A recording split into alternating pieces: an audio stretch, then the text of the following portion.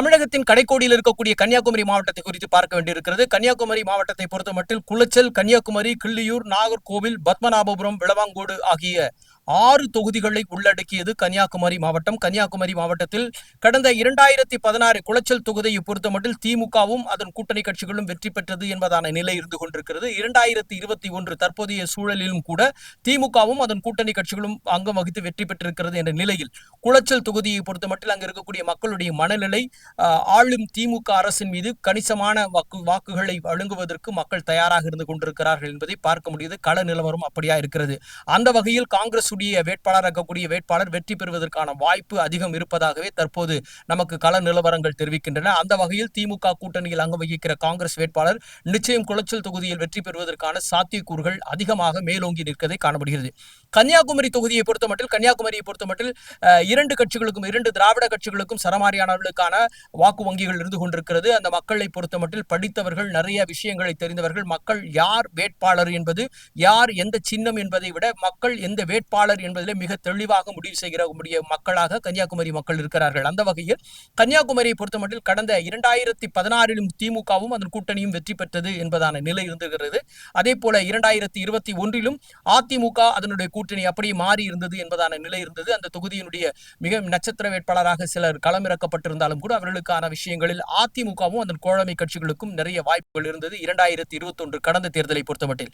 ஆனால் இப்பொழுது இருக்கக்கூடிய சூழலில் யாருக்கு வாய்ப்பு என்பதான நிலையில் மீண்டும் அதிமுகவும் அதன் கூட்டணியும் வெற்றி பெறுவதற்கான சாத்தியக்கூறுகளே அதிகமாக இருக்கிறது. கன்னியாகுமரி தொகுதியை பொறுத்தமட்டில் அதிமுக அதன் கூட்டணியும் வெற்றி பெறுவதற்கான சாத்தியம் அதிகரித்துக் கொண்டிருக்கிறது. அந்த தொகுதியை பொறுத்தமட்டில் கிள்ளியூர் தொகுதியை பொறுத்தமட்டில் 2026 தேர்தல் களத்தில் காங்கிரஸ் வேட்பாளராக இருக்கக்கூடியவர் வெற்றி பெறுவதற்கான நிறைய வாய்ப்புகள் இருக்கிறது என்பதை தான் தொகுதி மக்களுடைய மனநிலையாக இருந்து கொண்டிருக்கிறது. நாம் களத்தில் வந்து உலா வந்தபோது கேட்கப்பட்ட பல கேள்விகளுக்கும் மக்கள் அளித்த பல பதில்களும் அவர்களுடைய மனநிலைகளும் அவர்களின் மன நீரோட்டங்களும் எப்படி பயணிக்கிறது என்று சொன்னால் திமுகவில் கூட்டணியில் இருக்கக்கூடிய காங்கிரஸ் வேட்பாளர் வெற்றி பெறுவதற்கான வாய்ப்புகளை மேலோங்கி நிற்கிறது என்பது கிள்ளியூர் தொகுதியுடைய நிலவரமாக இருக்கிறது. கிள்ளியூரை பொறுத்தமட்டில் கடந்த காலத்தில் 2016 இருக்கலாம், 2021 ஆகிய அத்தனை தொகுதிகளும் அந்த ஆண்டுகளிலும் கூட தொடர்ந்து திமுக கூட்டணியை பெரிய அளவிலான வெற்றி பெற்றிருக்கிறது என்பதான நிலை இருக்கிறது திமுக கூட்டணிகள்.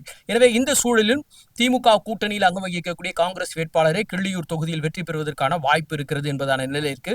நாகர்கோவில் தொகுதியை பொறுத்தமட்டில் நாகர்கோவிலில் திமுகவுக்கும் திமுகவுடைய கூட்டணிக்கே பெரிய அளவிலான வாய்ப்புகள் அதிகமாக மேலோங்கி நிற்கிறதை காணப்படுகிறது. பத்மநாபபுரம் தொகுதியை பொறுத்தமட்டில் ஒரு இழுபறியான சூழல் நின்று கொண்டிருக்கிறது. அங்க இருக்கக்கூடிய சூழல் பார்க்கலாம். யாருக்கும் எந்த நிலையிலும் கூட மாறுவதற்கான சூழல்கள் உருவாகியிருக்கிறது என்பதை பார்க்க முடியுது பத்மநாபம் தொகுதியை பொறுத்தமட்டில்.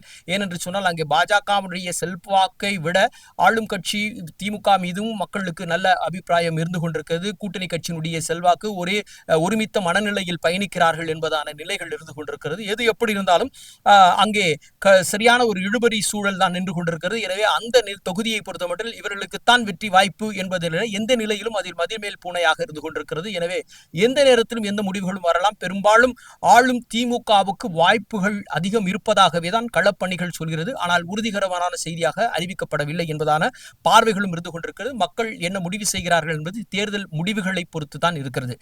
விளவங்கோடு தொகுதிக்கு வருவோம். விளவங்கோடு தொகுதியை பொறுத்தவரை மிகவும் பேசப்பட வேண்டிய முக்கியமான ஒரு தொகுதியாக இருக்கிறது. விளவங்கோடு தொகுதியில் கடந்த முறை திமுகவுடைய சட்டமன்ற உறுப்பினர் தேர்வு செய்யப்பட்ட ஒரு தொகுதி. கடந்த 2016 2021 திமுக அதன் தோழமை கட்சிகளும் தான் தொடர்ந்து அந்த தொகுதியை கைப்பற்றி கொண்டிருக்கிறது என்பதான பதிவுகள் இருக்கிற இந்த நிலையில் தற்போது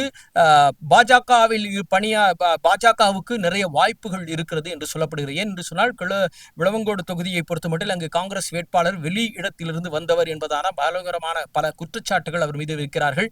அவருக்கும் அந்த தொகுதிக்குமான நல்ல உறவுகள் இல்லை என்பதை களத்தில் பலரும் சொல்கிற தகவல்களாக இருந்தாலும் கூட வெற்றி வாய்ப்பு என்பது காங்கிரஸ் கட்சியினுடைய முன்னாள் சட்டமன்ற உறுப்பினராக இந்த விஜயதாரணி இப்பொழுது பாஜகவினுடைய வேட்பாளராக அங்கு களம் காண்கிறார். அங்கே அதிமுகவுடைய பெரிய செல்வாக்கும் பாஜகவின் செல்வாக்கும் இருப்பதனால் அங்கு இருக்கக்கூடிய விஜயதாரணி என்ற சொல்லுகிற சட்டமன்ற உறுப்பினர் அவர் வெற்றி பெறுவதற்கான வாய்ப்பு அதிகம் இருப்பதாக சொல்லப்படுகிறது.